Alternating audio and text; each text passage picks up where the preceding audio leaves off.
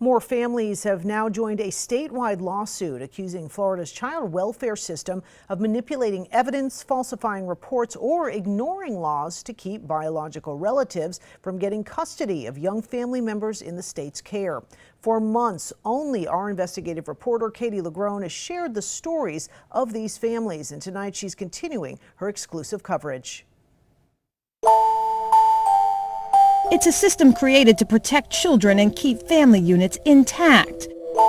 But 3 months after we were first to share this lawsuit accusing Florida's child welfare system of going out of its way to break some families apart, there was nothing wrong with me having my granddaughter. I can't even describe the pain that we experienced as a family. 18 more families have now joined the suit. People saw your story in the news and they said it happened to me. Claiming Florida's Department of Children and Families, along with its child welfare partners, are violating family rights by denying them custody of young relatives in the state's care. They just stonewall us. Curtis Houston and his wife are among new families now joining the legal fight.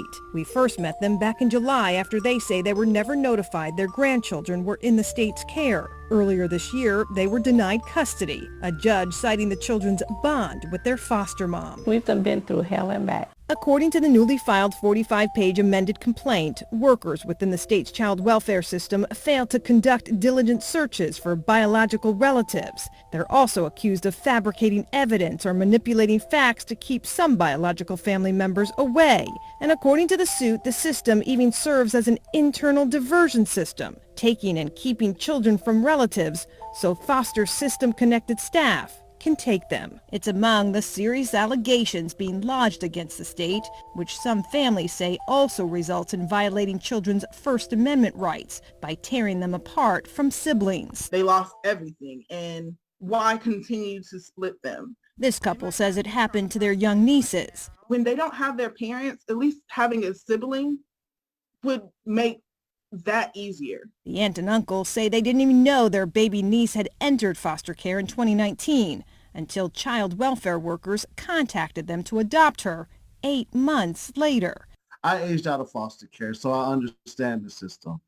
And so my initial reaction was, why didn't nobody reach out to me? They agreed, went through backgrounds, home studies, classes, even got the blessing of the state's adoption review committee. But in the end, they say, they were denied over the child's bond with her foster mom and concerns over the aunt's previous history of marijuana use. The couple later adopted the child's younger sister. And so how does that make sense?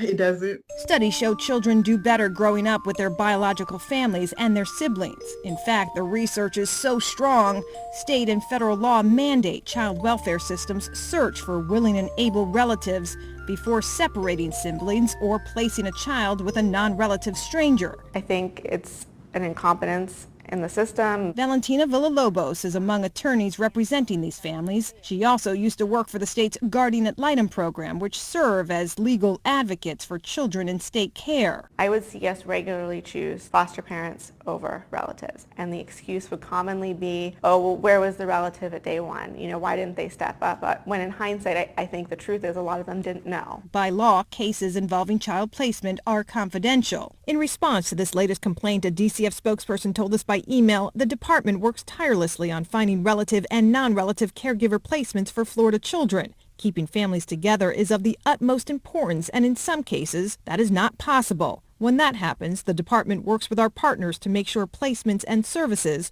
are in the best interest of the child. According to data we found online, just over 40% of children in Florida are adopted by relatives, consistent over the last several years and among the highest of states nationwide. Do you really think only half the kids in care have family that could care for them? I don't. Neither do these families, who say they're proof the system created to support children and keep families together doesn't always work out that way. I want to be able to leave something that that when she searches who she is, she'll know her family never stopped. And we can't express that to her. So we want to leave something that we can show her that we love her. Katie LeGrone, ABC 27.